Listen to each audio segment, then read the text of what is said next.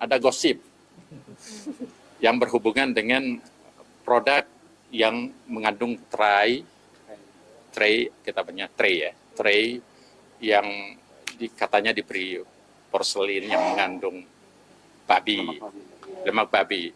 Nah, kalau hubungannya dengan food security dan sebagainya, itu sebetulnya kita tidak mengurusi halal dan haram ya. Tapi tentu sebagai bagian dari mitigasi, karena kita tahu masyarakat kita 87% Muslim, tentu anak-anak kita seperti itu, maka aspek halal dan haram ini juga penting. Dan kita sudah berkoordinasi dengan Badan Jaminan Halal, Pak Haikal, untuk menindaklanjuti. Nah, sekarang dari Badan POM apa yang akan dilakukan? Yang pertama, kami juga sudah berkomunikasi dengan Badan Gizi, Badan Jaminan Halal, ditambah dengan Badan Kepala Kantor Kepresidenan, Kantor Komunikasi Kepresidenan. Intinya, Badan POM akan menindaklanjuti isu ini dalam bentuk akan mengetes. Karena kan ada dua model kita bisa mengetes. Kita punya laboratorium dan laboratorium kita memungkinkan untuk mengetes itu. Pertama, tesnya yang berhubungan dengan yang kita sebut dengan kalau cuma dioleskan berarti cukup lewat swab tes. Untuk selanjutnya kita lakukan pengujian DNA dengan laboratorium yang kita miliki, kita cocokkan apakah memang betul mengandung DNA babi, porkain, apakah ada gliserinnya, apakah ada gelatinnya dan sebagainya. Kita bisa melakukan uji itu.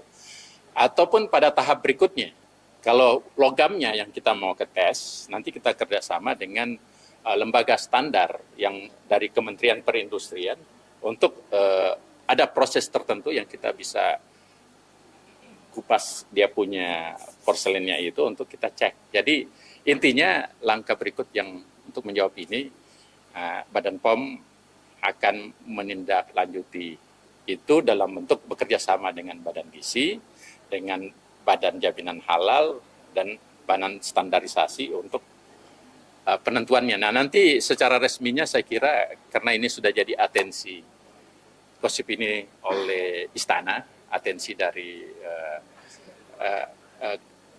Kepala Kantor Komunikasi Presiden, tentu nanti supaya eloknya kita harus sama-sama nanti. Nah, tapi kalau domain kami akan diberikan tugas untuk mengetes dan laboratorium kami siap untuk itu. Kapan? Informasinya trennya itu udah sampai di Indonesia dan sudah digunakan atau seperti apa sih Pak? Ini begini, ini kan mulainya dari adanya informasi yang ada di TikTok ya.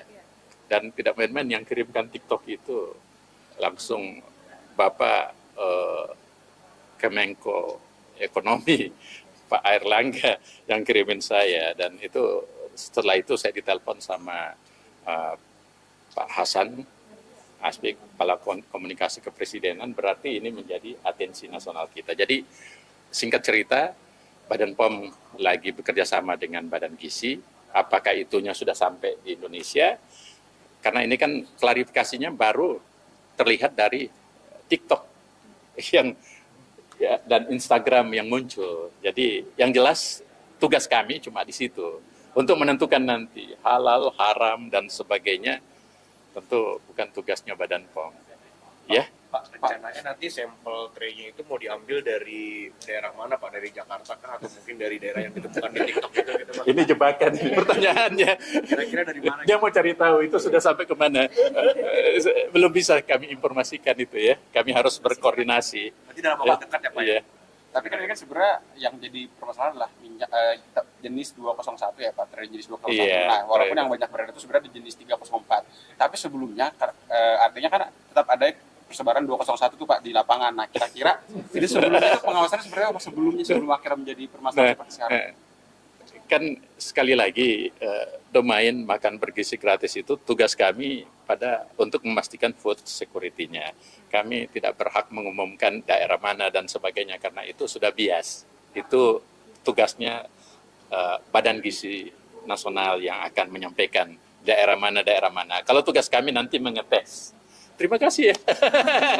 Ini bahaya nih kalau soal yang aturan vape itu gimana Pak? Kan